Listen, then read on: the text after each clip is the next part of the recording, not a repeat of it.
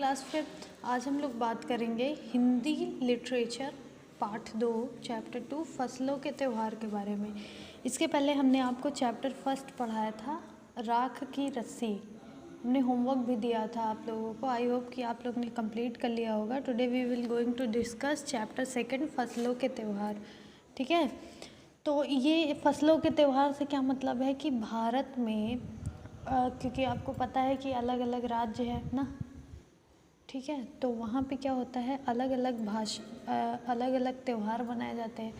त्यौहार सब एक ही होता है लेकिन उनका नाम अलग अलग कर दिया जाता है। जहाँ पे जो लोग रहते हैं वहाँ अपने अकॉर्डिंग उसका नाम बदल के वो त्यौहार मनाते हैं। जैसे मकर संक्रांति हो गई, ठीक है, हम लोग क्या बोलते हैं, मकर संक्रांति या खिचड़ी बोल देते हैं ना, तो और लोग उसको क्या मनाते हैं, ओणम, पोंगल, ये सब करके उसको मनाया जाता है। तो जहाँ पे अलग अलग राज्य में उसके नाम सिर्फ बदल दिए गए हैं। बाकी हम लोग फसलों के त्यौहार मनाने से क्या मतलब है कि उसी सीज़न में वो फसल हमारी कटी रहती है, तो किसानों को क्या मिलता है, फसल उग जाती है उनके अच्छे से, उसी की खुशी में वो लोग त्यौहार मनाते हैं। मतलब त्यौहार मनाने का क्या मतलब है कि जो उनके खेत में उगा रहता है अनाज, उसी से वो लोग अच्छा पकवान बनाते हैं और खाते हैं। तो वही हमारा क्या हो जाता है, वो लोग अच्छा पकवान बना के खाते हैं, वही वो लोग त्यौहार बना देते हैं ना। हम लोग भी वही करते हैं। तो अलग अलग प्रांत में भारत के त्यौहार वही हैं लेकिन उनका नाम अलग अलग है। और ये क्या दिखाता है, भारत की संस्कृति भी बताता है और विभिन्नता भी बताता है कि कैसे ना, तो चीज़ें वही होती हैं लेकिन बस उसका नाम अलग हो जाता है। ठीक है, चलिए अब हम चैप्टर की रीडिंग शुरू करते हैं। फसलों के त्यौहार, चैप्टर 2 कौन सा है आपका, फसलों के त्यौहार।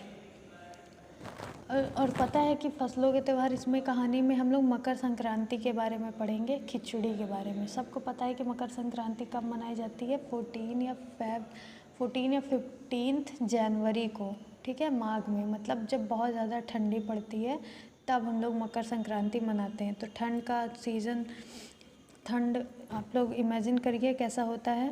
सारा दिन बुर्सी के आगे बैठकर हाथ तापते हुए गुजर जाता है। ठंड में हम लोग क्या करते हैं, गांव में लोग बुर्सी जला लेते हैं ना, जो आग जलाई जाती है, वो अलाव भी जिसको बोलते हैं, उसी के सामने हाथ करके बैठे रहते हैं। तो थोड़ी गर्मी मिलती है क्योंकि बहुत ठंड पड़ती है उस समय, बारिश भी हो जाती है कहीं कहीं।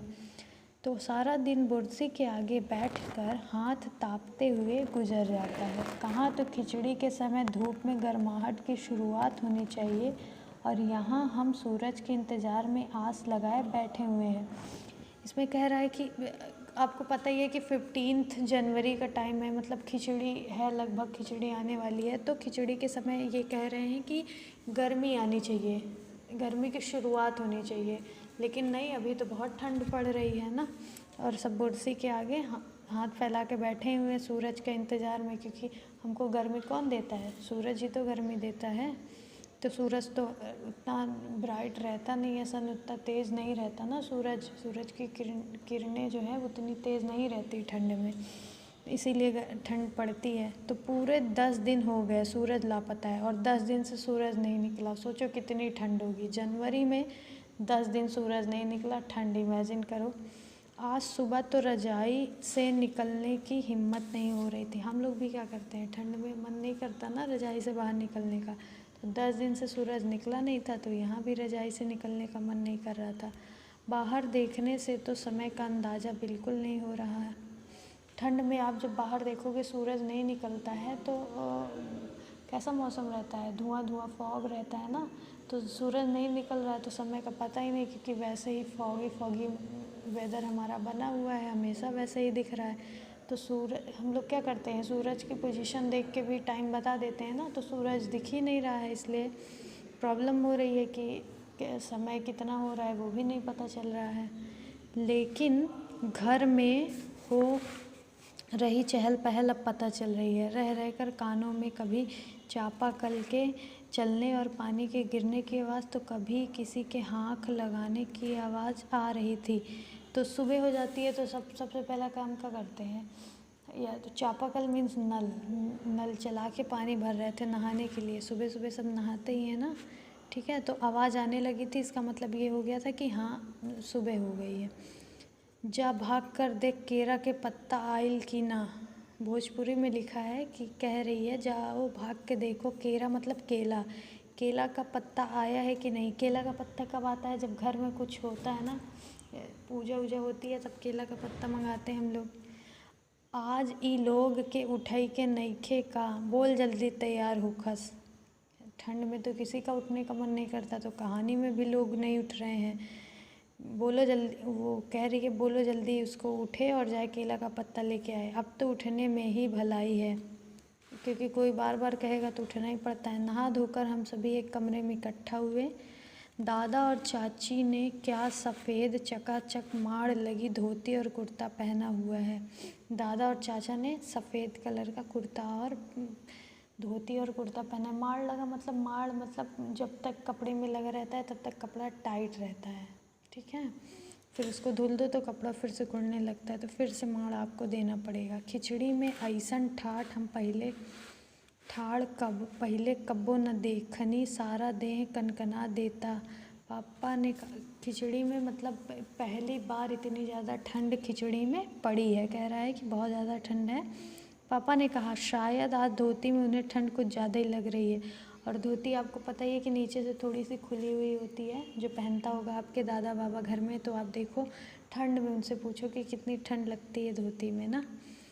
सामने मचिया पर खादी की सफ़ेद साड़ी पहने हुए दादी बैठी थी। आप लोग के घर में भी दादी बैठी रहती होंगी खटिया पे ना, तो यहाँ भी दादी सफ़ेद साड़ी पहन के बैठी थी। आज दादी ने अपने बाल धोए हैं।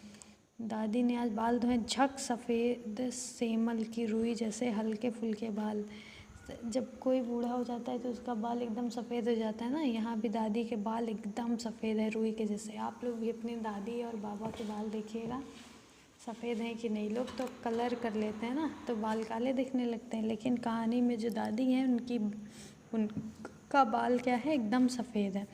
गौर से देखने पर एक काला बाल नहीं नज़र आता। बहुत ध्यान से देखोगे तो भी काला बाल नहीं दिखेगा। बिल्कुल धुली धुली सी लग रही हैं दादी की। क्या दादी ने बाल धुला है, इसलिए वो कह रहा है बिल्कुल धुली हुई लग रही हैं। उनके सामने केले के कुछ पत्ते कतार में रखे हैं, जिस पर तिल, मीठा गुड़, चावल आदि के छोटे छोटे ढेर पड़े हुए हैं। क्या रखा है केले के पत्ते में? तिल रखा है, गुड़। हमें बारी बारी से उन सभी चीज़ों को छूने और प्रणाम करने के लिए कहा गया। जब सबने ऐसा कर लिया तो उन सभी चीज़ों को एक जगह इकट्ठा करके दान दे दिया गया। क्या था? केले के पत्ते में गुड़ और तिल, चावल रखा था और सबसे बोला गया कि पैर छुए इसका, और फिर उसके बाद दान कर दिया गया, क्योंकि खेत में उगा रहा होगा ना ये सब, इसलिए। आज तो अप्पी दीदिया बुरी फंसी, उन्हें ना तो चूड़ा दही ही पसंद है और ना ही खिचड़ी, पर आज तो फरमाइशी नाश्ता नहीं चलेगा। क्या दीदी है उनकी, उन्हें चूड़ा दही बहुत पसंद है, लेकिन आज ये सब नहीं मिलेगा। खिचड़ी में हम लोग को भी खिचड़ी ही मिलती है ना, खिचड़ी के दिन खिचड़ी खाना पड़ता है, और तिल का लड्डू। उन्हें दोनों ही चीज़ें खानी पड़ेगी। आज खिचड़ी जो है, खिचड़ी खाने के बाद सभी ने गया से आए तिल, हम लोग खिचड़ी में क्या करते हैं, खिचड़ी खाते हैं और तिल का लड्डू खाते हैं ना। गया से आए तिल, गया एक जगह है जो बिहार में है आपके। गुड़ और चीनी के तिलकुट को बड़े चाव से खाया। खाते खाते मैं सोच रहा था कि कितनी अलग है ना ये खिचड़ी जो अभी हम मना रहे हैं। खिचड़ी वही होती, और लोग पतंग भी उड़ाते हैं ना खिचड़ी पे, लेकिन पतंग कहाँ पे उड़ाई जाती है? मुख्य रूप से गुजरात में। और ये गया जो है वो बिहार में एक जगह है, वहाँ पे है। तो तिलकुट वही होता है, गुड़ और तिल। स्कूल में हम जो खिचड़ी मनाते थे उसकी अलग ही मस्ती हुआ करती थी।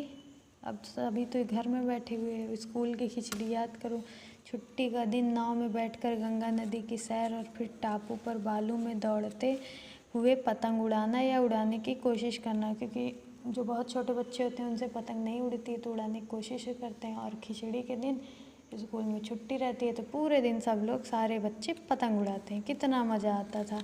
इधर हम पतंग उड़ाते थे और वहीं थोड़ी दूर पर गुरुजी, विमला दीदा, आनंद जी, झिलमिट भैया सब मिलकर ईंट से बने चूल्हे पर बड़े बड़े कड़ाहों में खिचड़ी बनाते थे। ये लोग बच्चे क्या करते थे, पतंग उड़ाते थे, और बड़े जो थे वो खिचड़ी बनाते थे। हम भी बीच बीच में अपनी पतंगों को सुस्ताने का मौका देते हुए मटर और प्याज छीलने बैठ जाते थे, क्योंकि बहुत ढेर सारे लोगों के लिए खिचड़ी बनती थी। तो वो लोग भी जब पतंग उड़ा के थक जाते थे तो मटर और प्याज छीलने लगते थे। वैसे खिचड़ी फिर दोबारा खाने को नहीं मिली। वाकई ढंग कैसा भी हो, पर ये खुशियों का त्यौहार। जब त्यौहार होता है तो मामूली सी बात है, हम सब बहुत खुश होते हैं ना त्यौहार में, क्योंकि त्यौहार का अलग ही मज़ा है। अच्छी अच्छी चीज़ें खाने को मिलती हैं, अच्छा अच्छा कपड़ा पहनने को मिलता है ना, घर में सब लोग एक साथ सब खुश। जनवरी माह के मध्य में, मध्य मतलब बीच में, भारत में सभी प्रांतों में फसलों से जुड़ा कोई न कोई त्यौहार मनाया जाता है। मध्य मतलब वही, क्योंकि आपको पता है एक महीने में 30 डेज होते हैं, 30, तो 15 दिन, 15 मतलब आधा, और वही 15 को खिचड़ी मनाई जाती है। सभी प्रांत में भारत के लगभग मनाई जाती है, जिसको हम लोग फसलों का त्यौहार नाम दे दिए हैं। और बाकी अलग अलग प्रांत में अलग अलग नाम है उसका। कोई फसलों के तैयार हो जाने पर खुशी मन बांटता है, तो कुछ लोग इस उम्मीद में खुश होते हैं कि अब पाला कम होगा, ठंड कम होगी तो फसल अच्छी होगी। सूरज की गर्मी बढ़ने से खेतों में बड़ी फसल तेज़ी से बढ़ेगी। सभी प्रांतों और इलाकों का अपना रंग और अपना ढंग नज़र आता है। इस दिन सब लोग अच्छी पैदावार की उम्मीद और फसलों के घर के आने में खुशी का इजहार करते हैं। उत्तर प्रदेश, जहाँ हम लोग रहते हैं, बिहार, मध्य प्रदेश में मकर संक्रांति या तिल संक्रांत, हम लोग क्या बोलते हैं इसको, मकर संक्रांति या तिल संक्रांत। असम में क्या बोलते हैं, बिहू।